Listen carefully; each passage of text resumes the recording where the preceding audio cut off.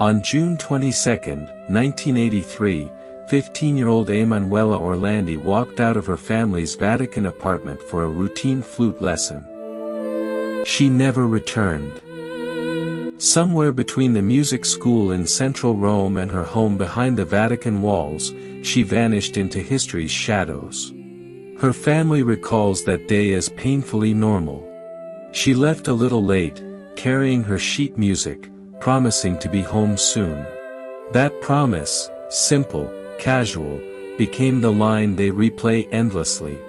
If only they had known those were her last words before disappearing.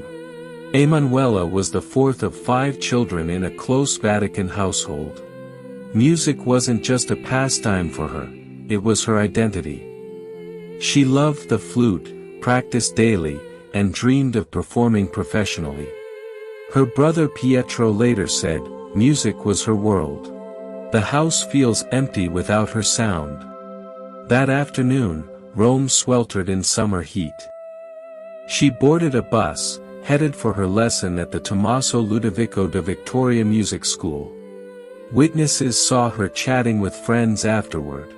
Around 7 p.m., she called home from a public phone, mentioning a man who had offered her a job handing out flyers for Avon Cosmetics.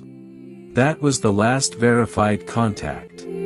Unlike many missing person cases, no personal belongings of hers were recovered, no books, no bag, no flute. What investigators did have were fragments, a phone call, vague witness reports, and, over the years, a series of cryptic messages and anonymous tips that pulled the family in every direction. Her disappearance is not just a family tragedy, it became one of Italy's most enduring mysteries. The case touches on politics, organized crime, and even the Vatican itself. It highlights how a single missing child can become entangled in webs far larger than anyone imagined. Over the decades, theories multiplied. Some claim she was kidnapped by a criminal gang to pressure the Vatican Bank during a financial scandal. Others suggested she was used as leverage against the Vatican in relation to Mehmet Ali Agca, the man who shot Pope John Paul II. Still others whispered about darker, internal secrets, that she may have been targeted by figures within the church itself. Early investigation errors haunt the case. Leads weren't followed quickly, tips were ignored. Witness accounts of seeing her near Piazza Navona were not thoroughly cross-examined. Files were sealed, and the Vatican's cooperation was minimal. Each misstep allowed the trail to grow colder, and suspicion grew that powerful institutions were more interested in silence than truth. For Emanuela's parents, the regrets are endless.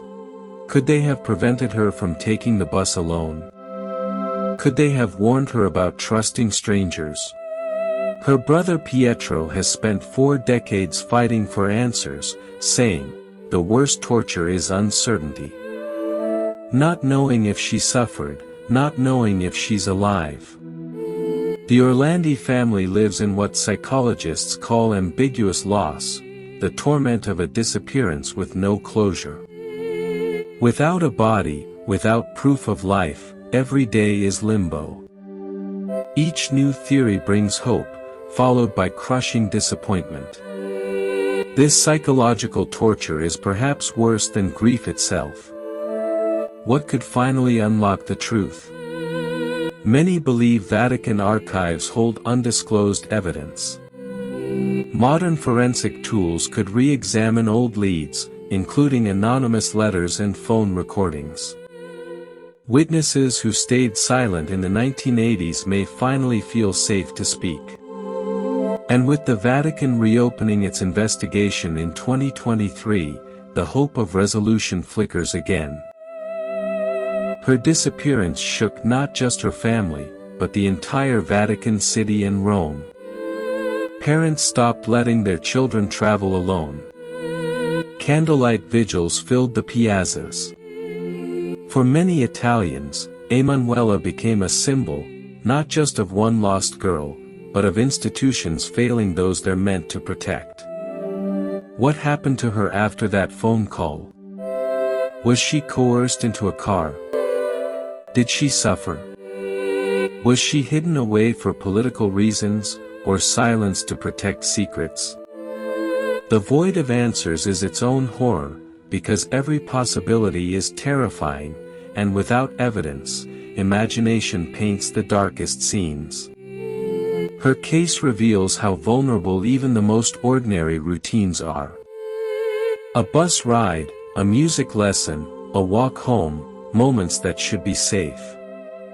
Instead, they became the setting for one of Europe's longest unsolved disappearances, a chilling reminder that danger often hides in the ordinary.